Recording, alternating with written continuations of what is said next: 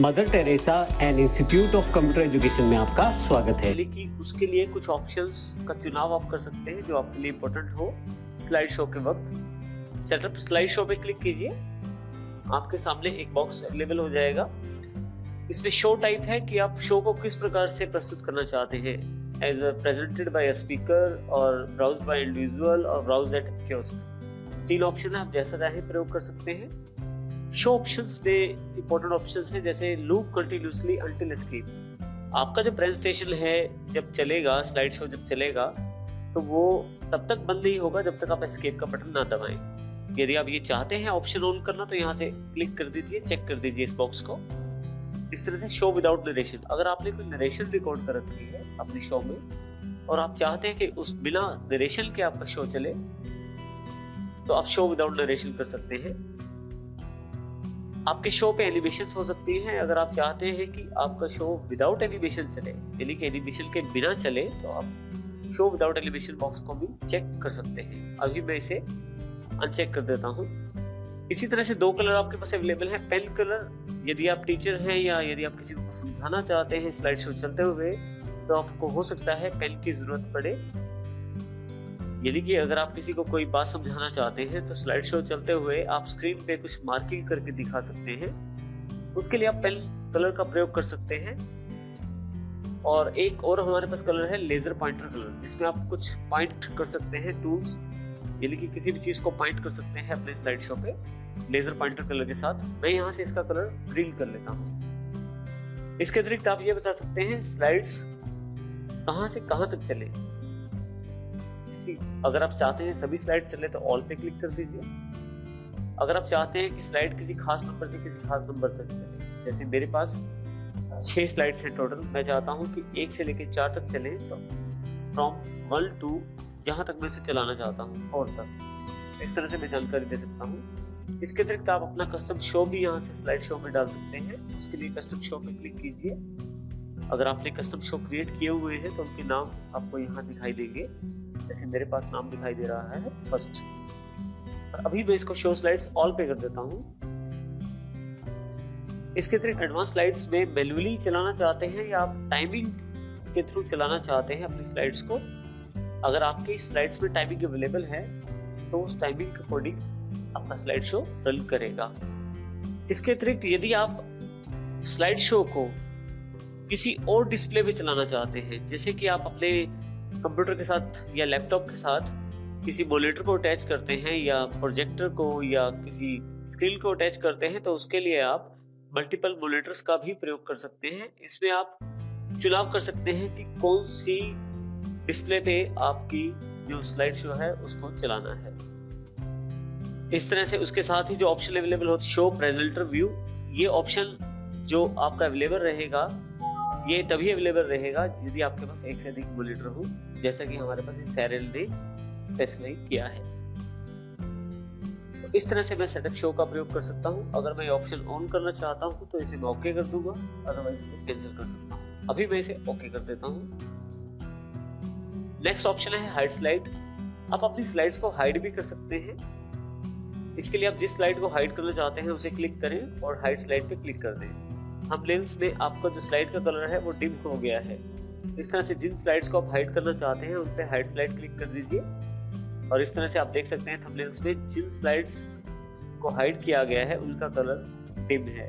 अगर आप चाहते हैं जिस स्लाइड को आपने अनहाइड करना है उस पर क्लिक करके हाइड स्लाइड को दोबारा क्लिक कर दीजिए, आपकी स्लाइड अनहाइड हो जाएगी।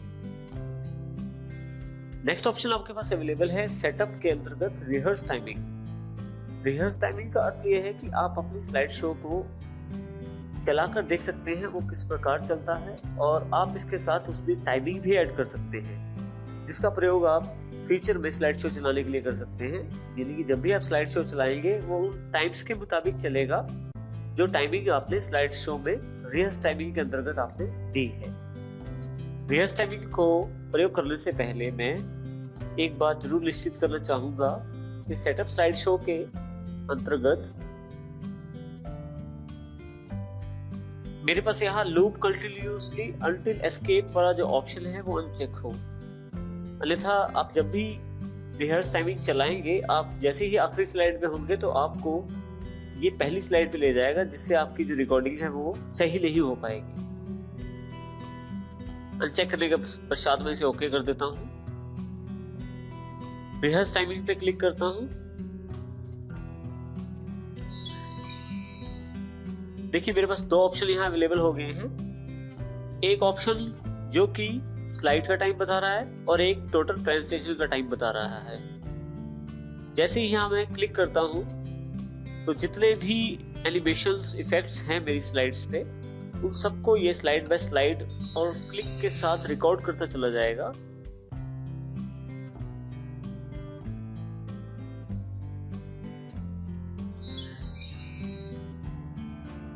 हर माउस के क्लिक को ये नोटिस करता है। जब भी आप क्लिक करते हैं वो टाइमिंग ये स्टोर कर लेता है।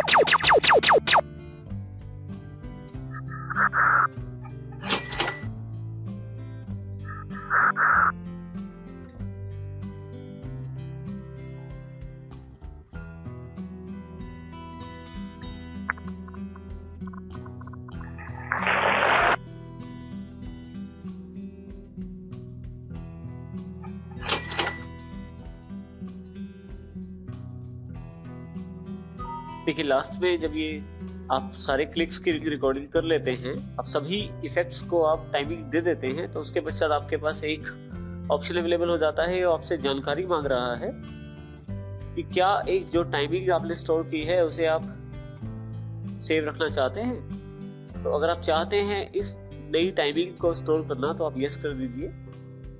जैसे ही आप यस करते हैं आपको स्लाइड सॉर्टर व्यू दिखाई देता है जो आपने स्लाइड्स बनाई हैं उनका। हर स्लाइड के नीचे देखिए यहाँ टाइमिंग डिस्प्ले आता है, टाइमिंग दिखाया जाता है, जिसमें ये जानकारी होती है कि वो स्लाइड पे कितना समय ठहरेगी या कितने समय उस स्लाइड पे कार्य होगा। इसी तरह से देखिए पहले वाली पे 9 सेकंड्स है, दूसरे वाली पे 6 सेकंड्स। इस तरह से हर स्लाइड पे अलग अलग टाइमिंग अवेलेबल है आपके पास। इस तरह से आप इसका प्रयोग कर सकते हैं। और जैसे ही मैं F5 अगली बार क्लिक करता हूँ, यानी कि अगली बार मैं इसका स्लाइड शो देखता हूँ जब, तो जो टाइम आपने दिया था उसके अनुसार अब की बार ये कार्य करेगी।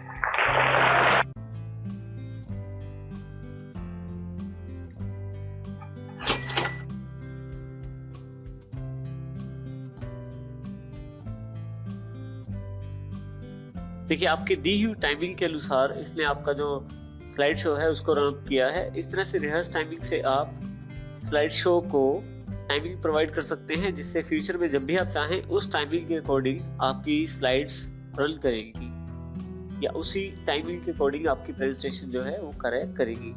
इस प्रकार से आप रिहर्स टाइमिंग का प्रयोग कर सकते हैं। किसी भी स्लाइड पे डबल क्लिक करके आप नॉर्मल व्यू में वापस आ सकते हैं। अगर आप चाहते हैं ये टाइमिंग ना स्टोर करके नई टाइमिंग स्टोर करना, तो आप दोबारा रिहर्स टाइमिंग का प्रयोग भी कर सकते हैं।